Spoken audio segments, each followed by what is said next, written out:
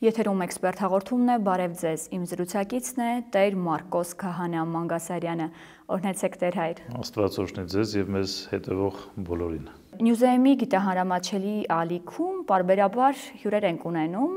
տարբեր բնագավառներում կայացած մասնագետներ, գիտնականներ, որոնց անպայմանորեն ուղղում ենք արհեստական բանականության վերաբերյալ հարց։ Սակայն հետաքրքիր է լսել, թե ինչպիսի ազդեցություն ունի արհեստական բանականությունը հոգևոր տեսանկյունից, արհեստական բանականության զարգացումը։ Եվ ընդհանրապես հայ առաքելական եկեղեցին այսօր որքանով է պատրաստ դիմակայելու արհեստական բանականության դարաշրջանի մարտահրավերներին եւ ինչու ոչ օգտվելու ԱԲ-ի ընձեռնած հնարավորություններից։ Շնորհակալություն նախ հրավերի համար, երկրորդ հարցերի այս շարքի համար, որոնք իրականում շատ հետաքրքրական եւ բազմաշերտ են։ Հավանաբար սկսեմ այնտեղից, որ սխալված չեմ լինի, եթե ասեմ, որ այսօր չկա մեկը, որը արհեստական բանականության հետ շփման առիթ չունենա եւ այսպես կամ այնպես իր կյանքում դրա արկայության հետ հաշվի չնստի։ Սկսած առողջապահական ոլորտից, վերջացրած պարզ համացանցային որոնումներով մենք անդադար գործ ունենք արհեստական բանականության հետ։ Եվ եթե մի պահ կարող է հարց առաջանալ, թե ինչ կապ ունի արհեստական բանականությունը եւ հավատքը կամ եկեղեցին ինչ ունի սրա հետ անելու, իրականում կապերը շատ ավելի խորն են, քան արտաքինից կարելի է տեսնել։ Բայց սկսենք հավանաբար ավելի պարզ հարցից, որ ինձ համար հասկանալի լինի, որովհետև ես փորձում եմ նախ եւ առաջ ինձ համար հասկանալի դարձնել ինչ է արհեստական բանականությունը, եթե գանք այս հարցին։ Պարզ մարդու բանականության արհեստական տարբերակն է։ Մենք մեր բանականությամբ ինչ ենք անում, մտածում ենք, որոշումներ ենք կայացնում, վերլուծում ենք, քննարկում ենք, խնդիրներ ենք լուծում, հա։ Ամեն բան, որ կապված է մտքի աշխատանքի հետ, դա մեր բանականության գործառույթների մեջ է մտնում։ Հիմա ստեղծվել է մի համակարգ, որը սա անում է փորձելով մաքսիմում մոտ լինել մարդուն, բայց անում է արհեստական կերպով, արվում է մեքենաների կողմից։ Եվ առաջին հարցը, որ առաջանում է, հետևյալն է, արդյոք որքան կարող է արհեստական բանականությունը մոտենալ մեզ եւ ինչ վտանգներ է սա իր հետ բերում։ Ամենամեծ վտանգներից մեկը, որ ես կարծում եմ կա եւ որին մենք բախվելու ենք, դա մարդկային գործոնին փոխարինող լինելու հանգամանքն է։ Օրինակի համար ամենապարզ օրինակը բերեմ, որ հստակ լինի։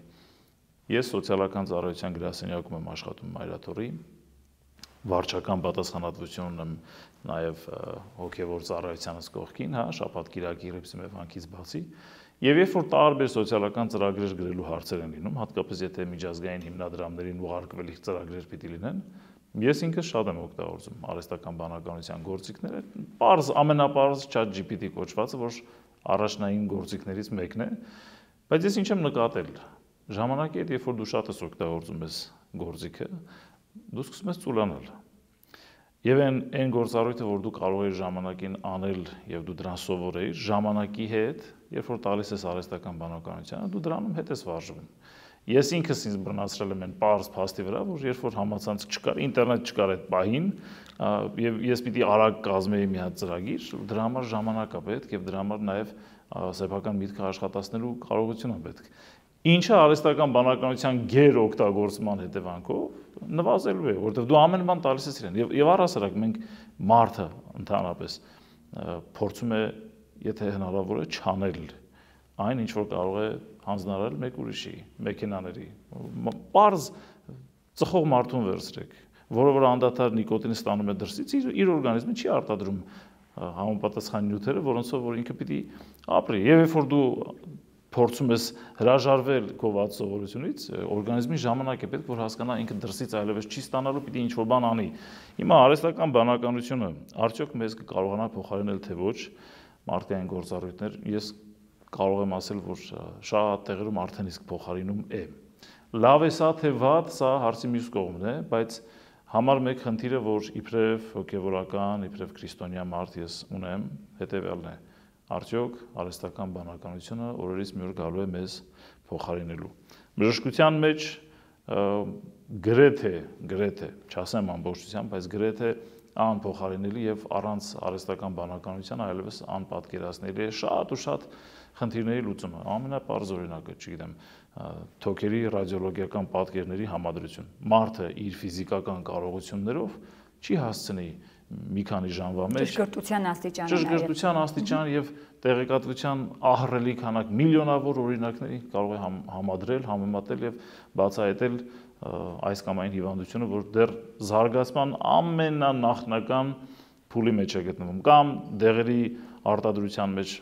այսինքն այնքան մեծ ծավալ ունի արհեստական բանականության ներգրավվածությունը մեր կյանքում, որ դրանից խուսափել այլևս անհնար է։ Տեր Մարկոս, դուք բանական մարդ եք, կարողանում եք գոնե ինչ որ չափով տարբերակել օգուտները, վնասները արհեստական բանականության, դա ձեր փորձառության եւ առհասարակ ձեր գիտելիքների շնորհիվ։ Իսկ ինչ անեն օրինակ այն երեխաները, այն նոր սերունդը, որ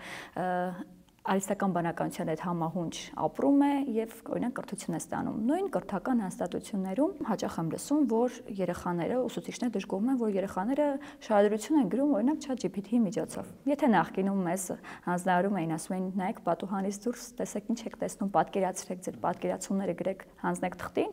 Հիմա ինչ են անում աշակերտները շատ դպրոցներում, գալիս են ChatGPT-ին, ասում են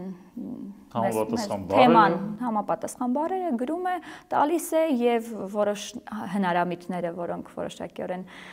իրենց ընկերներից տարբերվելու համար մի քիչ իրենց բառերով փոխում են, որ շատ չզգացվի, որ դա գեներացվել է արհեստական բանականության միջոցով, որոշներն էլ ընդհանրապես չեն տալի, ասում են ինչի հանձնարարել ես, ահա արդյունքը բավարարվեք սրանով։ Ու այստեղ հարց է առաջանում, հա, ինչ անել, որպեսզի նոր սերնդի միտքը չդառնա արհեստական բանականության գերի եւ արհեստական բանականությունը իր գերիշխանությունը չտարածի այսքան վաղ շրջանում։ Պատասխանը շատ կարճ եւ հստակ է։ Ես կարող եմ ձևակերպել երկու բառով ընդամենը՝ այստեղ եւ հիմա։ Ուրեմն բոլոր այն դեպքերում, երբ որ արհեստական բանական, ես ճեմանում դասախոսում եմ իմիջիալոց եւ այդ նույն խնդրի առաջ կարող եմ այնտեղ կանգնել, հա,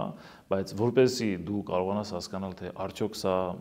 մեքենայի կողմից արհեստական բանականությամբ օժտված ինչ որ գործիքով կատարված հանձնարարություն է, թե ոչ, դու պարզապես ասես խնդրեմ նստիր եւ հիմա սկսիր գրել։ Այսինքն միակ լուծումը այստեղ եւ հիման է, որովհետեւ մյուս բոլոր տարբերակներում իրենք մանիպուլացնելու եւ իրենց փոխարեն արհեստական բանականության աշխատացնելու հնարավորություն են։ Էլի եմ ասում, մարդը կարող է առաջին հայացքից թվալ, թե ծույլ է մարդը, բայց ծույլ չէ, մարդը իր ուժերը, կենսական ուժերը ամենաչնչին չափով նույնիսկ եթե տեսնում է, որ կարող է չօգտագործել մի բանի վրա, որը կարող է անել իրենից դուրս եղած միջոցով, ինքը չի անելու։ Այսինքն տալու է, որ այդ գործողությունը անի մեքենան, նույնը ստեղծագործելն է։ Հիմա, բայց մեր խնդիրը այն է, որ ժամանակի հետ մարդիկ նաև հոգևոր հարցերի հետ կապված եւ մարդ խորհրդատվական process-ի մեջ շատ ավելի մեծ վստահություն ունեն կամ շատ ավելի մեծ վստահություն են սկսում ցուցաբերել արհեստական բանականության գործիքների հանդեպ։ Ենթադրենք, ես հոգեբանական խնդիր ունեմ, չեմ ուզում գնալ հոգեբանի մոտ, ամաչում եմ կամ ինչ որ ստերեոտիպներ կան, կարծրատիպեր կան, կամ թեկուզ հոգեվորականի հանդիպելու քաշվում եմ, հա, կամ հարմար չի։ Ես շատ ավելի հեշտ կարող եմ դիմել արհեստական բանականության եւ այստեղ հարցը հետեւյալն է. որն է սահմանը, որ մենք կարող ենք համաձայնվել, որ մենք կարող ենք թույլ տալ կիրառել արհեստական բանականության գործիքները մեր կյանքում։ Այսինքն յուրաքանչյուր ինքը իր համար պետք է այդ կարմիր գծերը սահմանի, որ դրանից այն կողմ չդառնա ստրկության գերի արհեստական բանականության։ Եթե էթիկապես փորձենք ձևակերպել, այո, բայց սա խնդիր է, որ ես կարծում եմ նաև տարբեր իրավական նորմատիվներով պիտի սահմանվեն։ Ամենապարզ օրինակը բերեմ ՅՈՒՆԵՍԿՕ-ի 2021 թվականին ընդունված ուրեմն կանոնակարգերից մեկով հստակ արհեստական բանականության մասին իրենք իրենց որոշումները եւ դիրքորոշումներ ունեն եւ իմիջիալոց դրան կողմ է քվեարկել նաեւ Հայաստանի Հանրապետությունը, չնայած որ մենք արհեստական բանականության վերաբերյալ սեփական ռազմավարություն եւ կանոններ, օրենքներ դեռևս չունենք, դեռ աշխարհը չունի, այսպես ամբողջությամբ դեռ չի պատկերացնում ինչի մասին է խոսքը։ Եվրոպան օրինակի համար Եվրոխորհուրդը 2024-25 թվականին է նախատեսվում, որ ընդունի կանոններ, ընդունի օրենք կոնկրետ արհեստական բանականության վերաբերյալ։ Եվ այդտեղ այդ բոլոր կանոնակարգերում արդեն իսկ քննարկվող, չգիտեմ, մեծ յոթնյակն է քննարկում ինչ որ փաստաթուղթ արդեն պատրաստ է, դրանց մեջ բոլորի մեջ պարտադիր կերպով նշվում են մի քանի կարևոր հանգամանքներ, որոնք նաև գալիս են պատասխանելու թե մարդը ինչպես պիտի կարողանա։ Ուրեմն բոլոր տեղերում շեշտում է, որ սրանք պիտի լինեն մաքսիմում ոչ դեմ մարդու իրավունքներին։ Պիտի հարգեն բոլոր առումներով մարդու իրավունքները, չբռնանան, չպարտադրեն, պիտի լինեն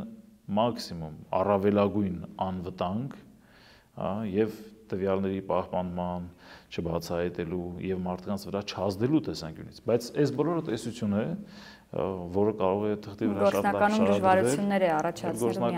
առաջացնել դժվարություններ, ինչին մենք արդեն կարծում եմ, որ բախվում ենք, որովհետեւ շատ երեխաներ նաեւ ամենապարզ օրինակ բերեմ ինձ համար,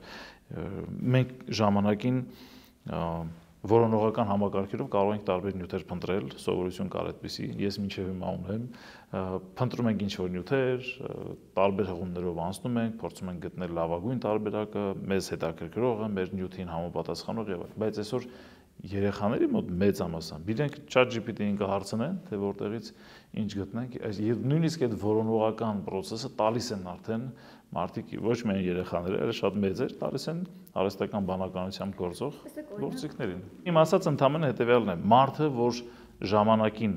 գնանք հասնենք մինչև Մխիթարյան միաբանություն, օրինակի համար։ Մխիթարյան միաբանության հայրերը ոչ ինտերնետ ունեին,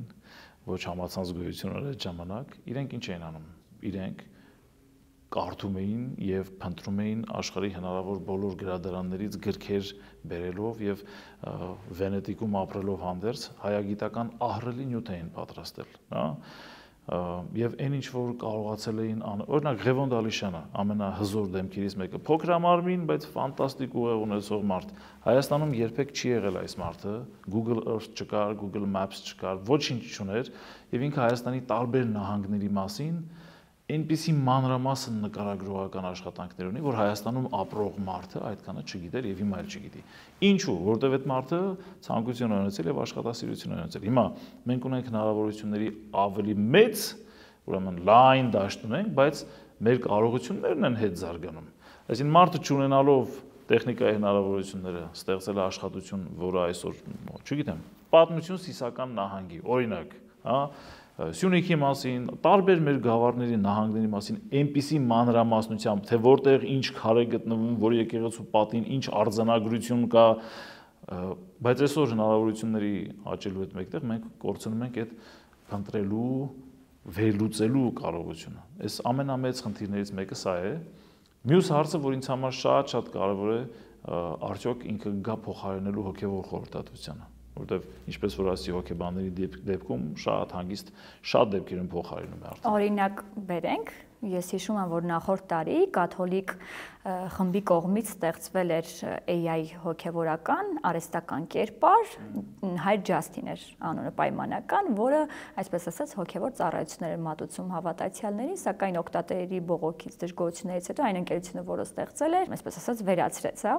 այդ արհեստական կերպարին, օգտատերերը նշում էին, որ այդ արհեստական հոգևորականը պատրաստ էր իրենց հաղորդություններ տալ, ընդունել նաև խոստովանություններ եւ այդ պայծ սկսած շատերի մոտ առաջացել էր այդ ձեր ասած կարմիր գծերի կամ այն սահմանը, որ հասկացել են, բայց թույլ տան, որ մոտենա այդքան իմ, հա, հոգևոր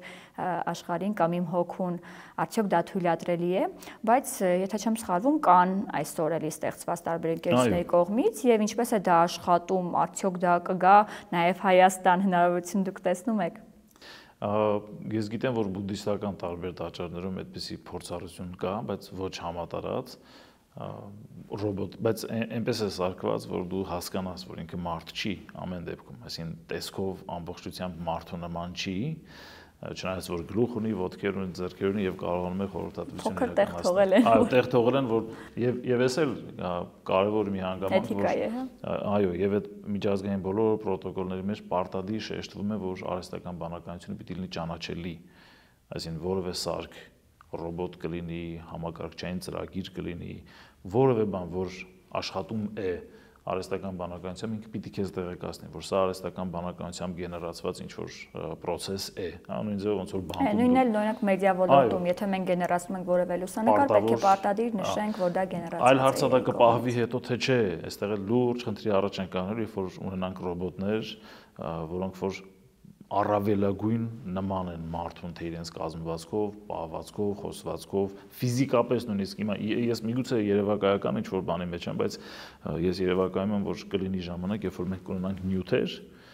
որոնք բացարձակ նման կլինեն մարդկային մաշկին, ձեռքին, նույնիսկ միգուցե այդ ռոբոտի ձեռքը, որ հանկարծ վնասվի, այնտեղից արյուն կգա։ Հիմա ինչպես ենք վարվելու, ուրեմն առաջին պայմաններից մեկը պիտի պարտադիր տեղեկացվի, որ սա արհեստական բանականություն է։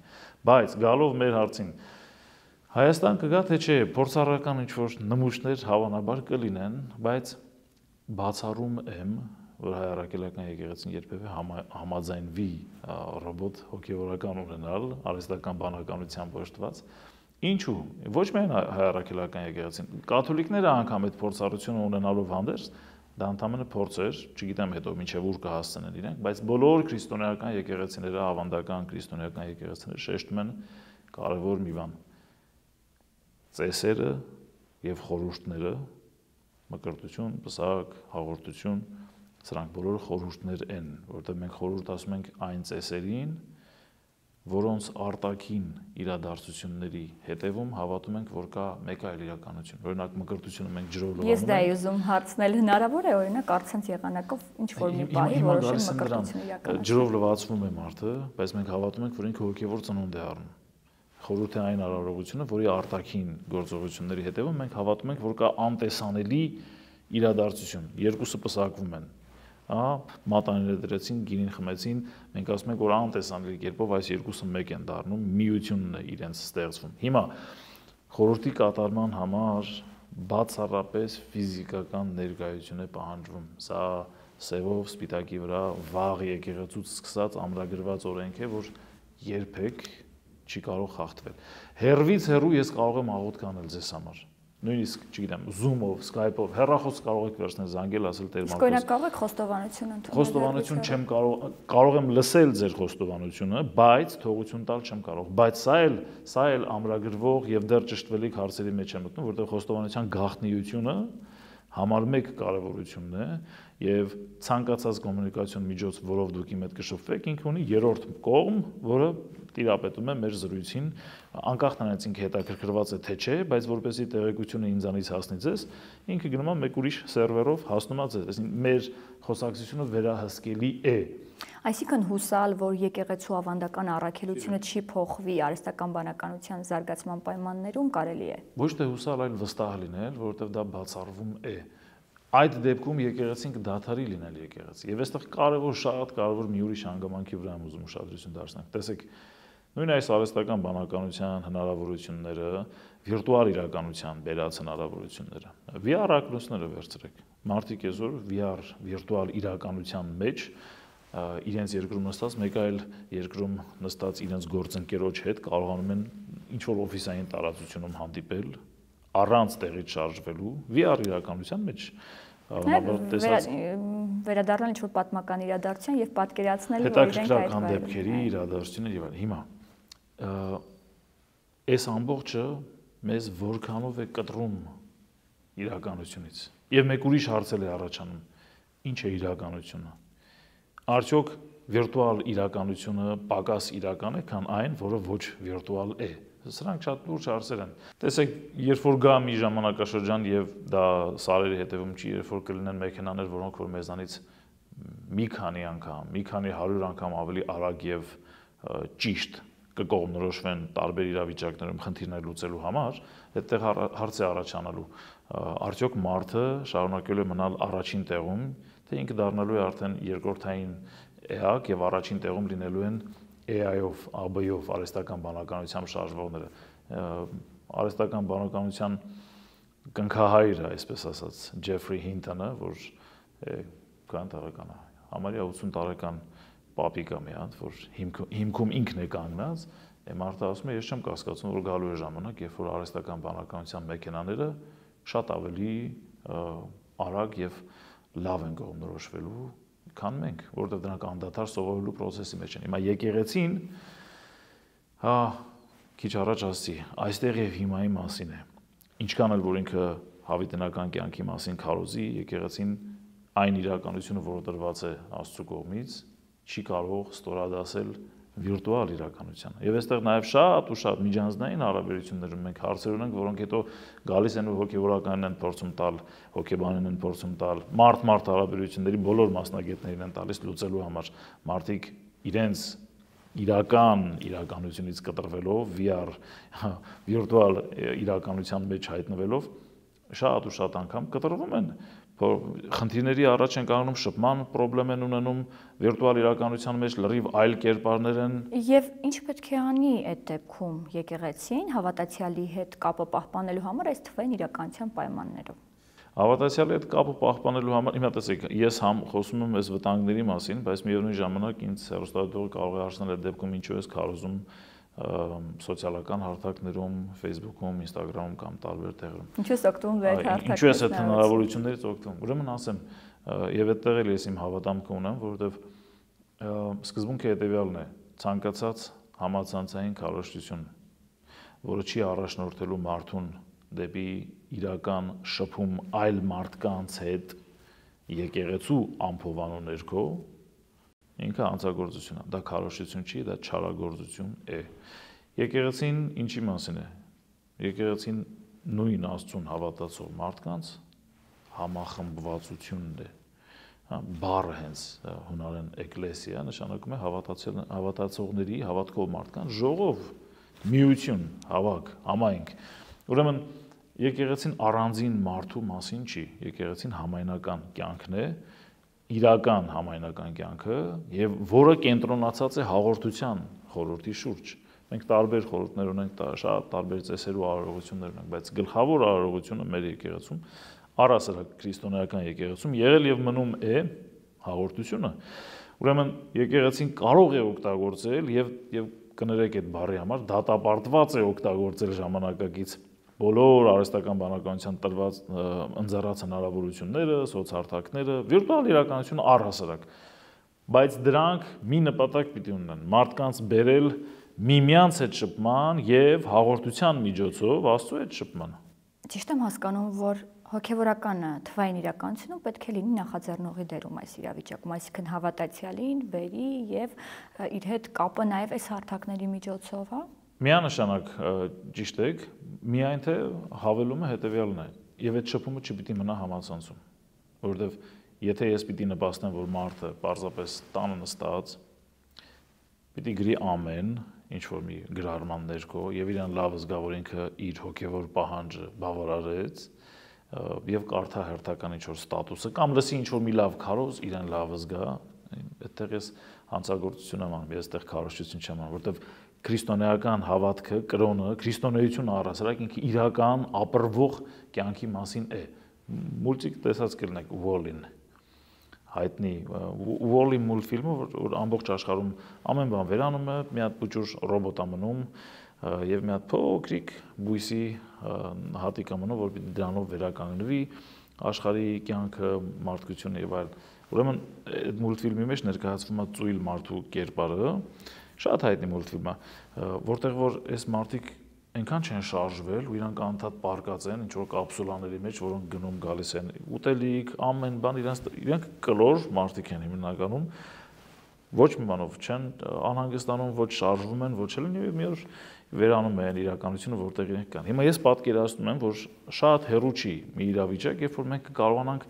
բացառապես տնից առանց միտեղ շարժվելու ունենալ ամեն ինչ։ Եվ այս COVID-ը նախորդիվ որ եկավ հարձակվեց, շատ լավ էքսպերիմենտ էր հասկանալու համար արդյոք կարելի է մարդկությանը պահել կապի տակ, հա, այսպես կապերով ձգել, պահել ինչ որ վանդակների մեջ։ Մեկից մեկ ստացվող է։ Ասում են այսօր ամենամեծ պայքարը տիեզերքում հենց զգացմունքները պահպանելու համար է։ Այդ տեսանկյունից ինչպիսի անհանգստություն կա, արդյոք կարող է արհեստական բանականության գերիշխանությունը մարդուց խլել իր ամենամեծ արժանիքներից մեկը զգացմունքները։ Դե առհասարակ ամենամեծ տարբերվող բանը որ կա արհեստական բանականության մարդու դա, այո, զգացմունքներն են, զգացմունքայնությունն է, որ ես կարող եմ մեկ ուրիշ տեղ տանելով ասել, դա հոգու կարողություններից մեկն է, այսինքն արհեստական բանականությունը ունի հոգի։ Ի տարբերություն մեզ, որքան էլ որ ինքը բանական է։ Այս կարող է մոտենալ մեր հոգուն։ Մտածողության,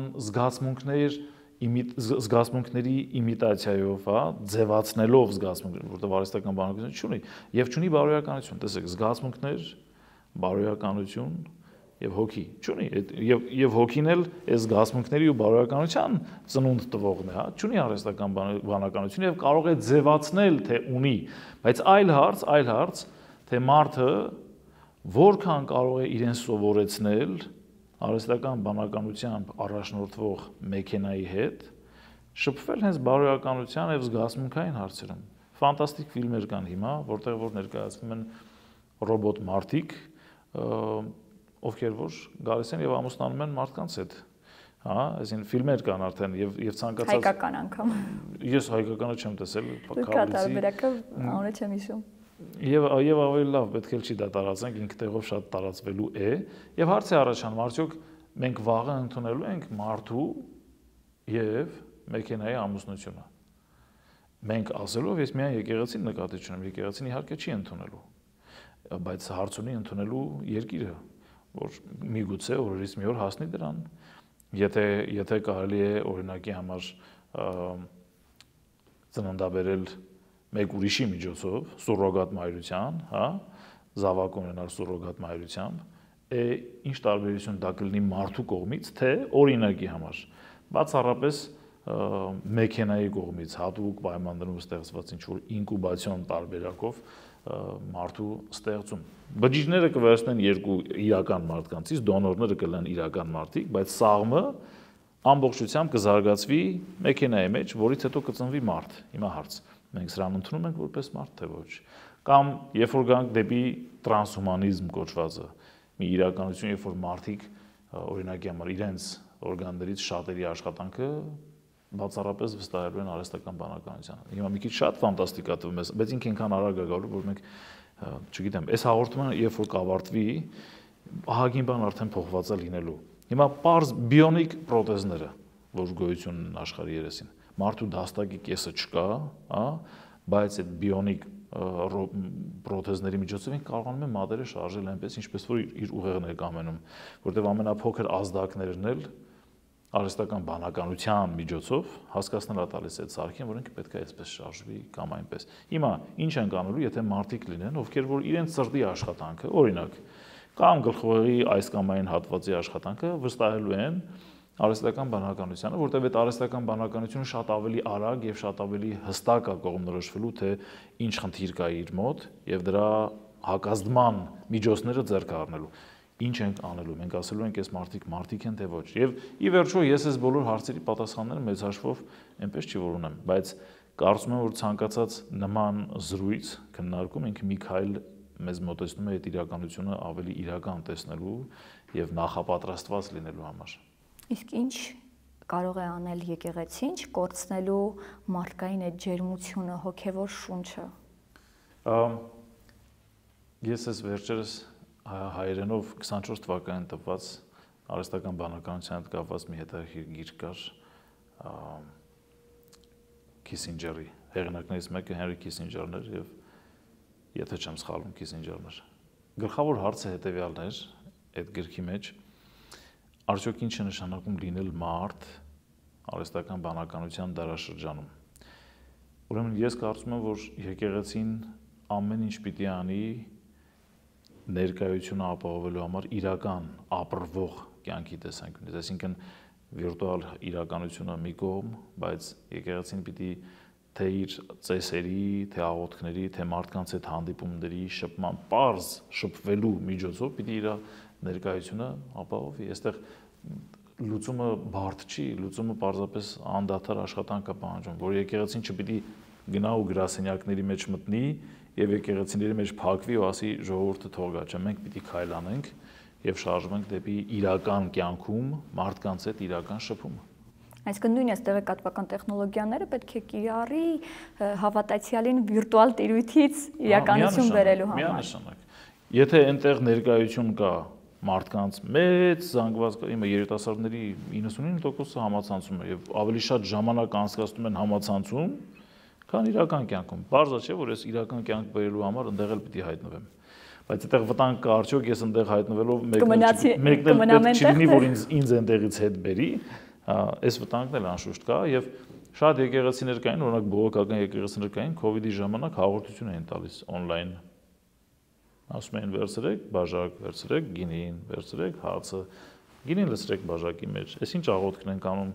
հացը թաթախեք, դա էլ ձեզ հաղորդություն։ Սա ռեալ պրակտիկա է, ինչ որ արվեց COVID-ի ընթացքում Zoom-ի միջոցով եւ նաեւ հայկական բողոքականության շրջանակներում եղան այսպիսի դեպքեր,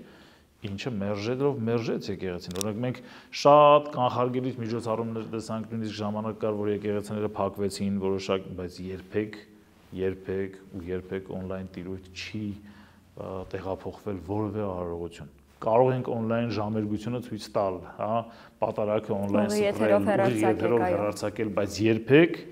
ուղիղ եթերով կամ on-line տարբերակով մենք հաղորդություն չենք տա, որովհետեւ ծես չենք անի։ Աղոթք խնդրեմ, որովհետեւ աղոթք դուք կարող եք խնդրել ձեր հեռավոր բարեկամներից մեկին, որ Ամերիկայում է, ձեզ համար աղոթք կանի։ Խնդիր չկա այստեղ, բայց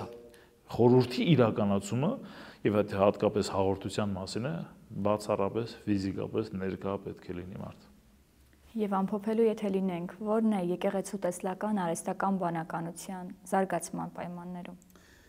Բարդ հարց է իրականում, որովհետև արհեստական բանականության զարգացման իրականության մեջ նույնիսկ աշխարհիկ,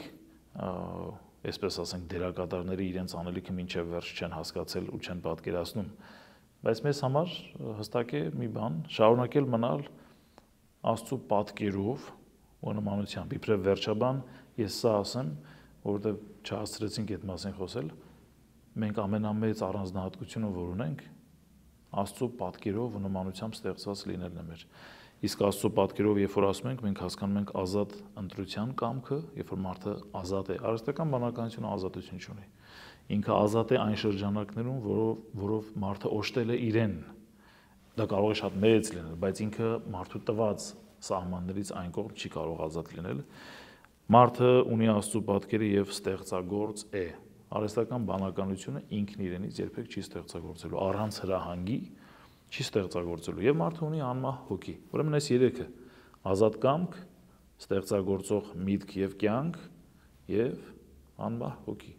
Այս երեքն է եւ սրա վրա պիտի ուշադրություն դարձնի եկեղեցին, թե իր հավատացյալների հետ շփումներում եւ թե առասարակ։ Շնորհակալ եմ արժեքավոր եւ հետաքրքիր զրույցի համար։ Ձեզ շնորհակալություն հրավերի եւ համբերության համար։